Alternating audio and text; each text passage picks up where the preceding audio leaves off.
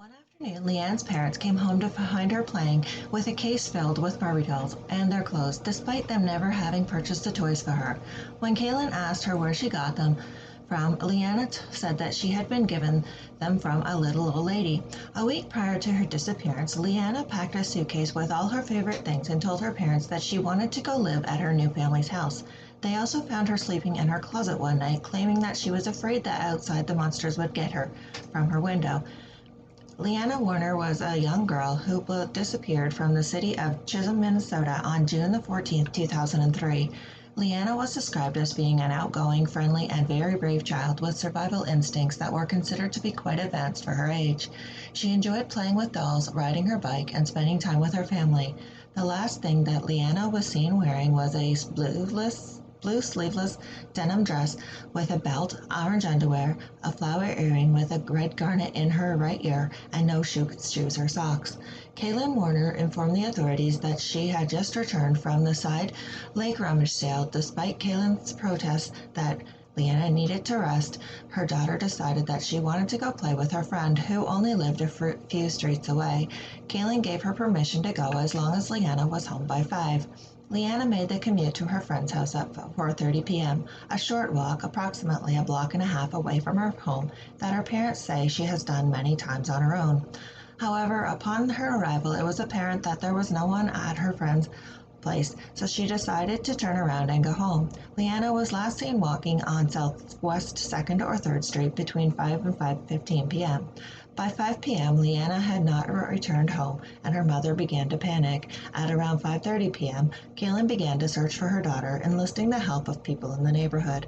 When LeeAnna's mother, Kaylin, went looking for her, LeeAnna's shoes were found outside the friend's home, where no one had been at home for LeeAnna's visit. Parents and children from the surrounding suburbs gathered together to search for LeeAnna. By 9 p.m., despite the extensive search party, there had still been no sighting of LeeAnna. It was at this stage that Kaylin and Chris reported their daughter missing to the local police. The Chisholm Police Department arrived on the scene shortly after they received the phone call and from the Warner family. Another search party was sent out, this time including the aid of authorities, a combination of police, firefighters, local volunteers, and search trackers, with bloodhounds gathered to search the town. They checked garages, barns, sheds, and abandoned iron ore mines in the hopes that LeeAnna had simply wandered off and gotten lost. The group searched for over 48 hours but were unable to find anything that hinted to what happened to LeeAnna. In the weeks following her disappearance, authorities held an extensive search that included helicopters and bloodhounds, but by the end of the month, they were no closer to finding LeeAnna. At the time of LeeAnna's disappearance, numerous witnesses recall seeing a man in his mid-30s walking around the neighborhood. He was described as being approximately 5 feet 10 inches tall and around 70 kilograms or 155 pounds. He allegedly had a dark tattoo of a star or a sun on his right arm. This man has not been identified. Around the same time, witnesses identified a maroon and blue Cadillac that was driven by an African-American man who appeared to be in his 20s or 30s and had a bald or shaven head. There were also accounts of an unfamiliar older model rusty pickup brown truck that was driven by a Caucasian man with black curly hair. None of these men have been identified, and it remains unclear whether any of them had anything to do with LeeAnna's disappearance. LeeAnna's parents, who nicknamed her Beaner, have made desperate television pleas in hopes of seeing her again. "Beaner, come home. We miss you. We're not going to stop looking for you. We're not going to sleep until we find you. We love you," they said in 2003. LeeAnna's father spoke up about what it was like after her life had been turned upside down. "It's like getting punched in the gut. I don't know how you explain it," he says. "Your life just stops," he said. Through the years, he has been hopeful LeeAnna will be returned to his family. "Someone's got to know something," Chris Warner said in 2018. "Sooner or later, they'll get tired of hearing me, and they'll crack, because I ain't backing off. I ain't quitting," he says. "We haven't found anything to show that she's no longer with us, so I mean, that's probably the biggest clue that we have," Warner said. "But even if she isn't alive, the family just wants to know." LeeAnna's dad, Chris Warner, said he spoke with a neighbor who saw LeeAnna make it to her friend's house.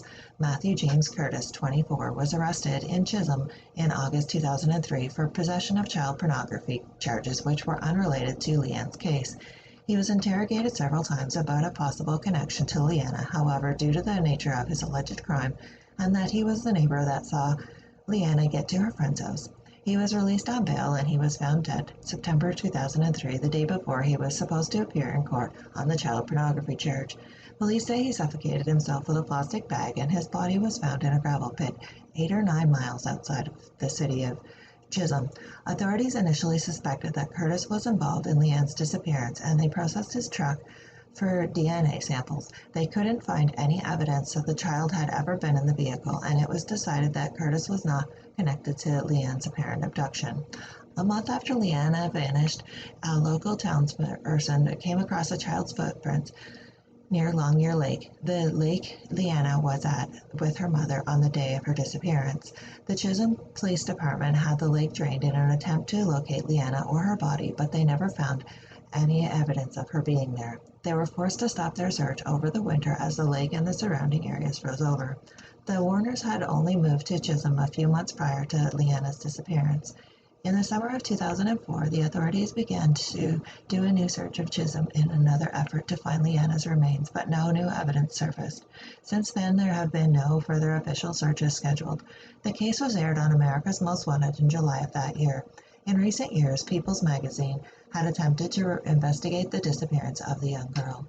Years after LeeAnna's disappearance, Kaylin and Christopher moved away from Chisholm to try and start fresh, claiming the town no longer felt safe or like home to them.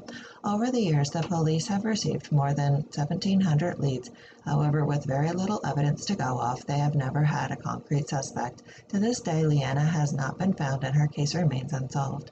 In 2020, Chisholm Police Chief said that we still have several persons of interest in the fact that we cannot call them suspects, but we cannot rule them out either because we just don't have enough evidence. Kaylin and Christopher were never considered suspects and they were not required to take lie detector tests. A real good specific lead is what we need today, he said, and her case remains unsolved.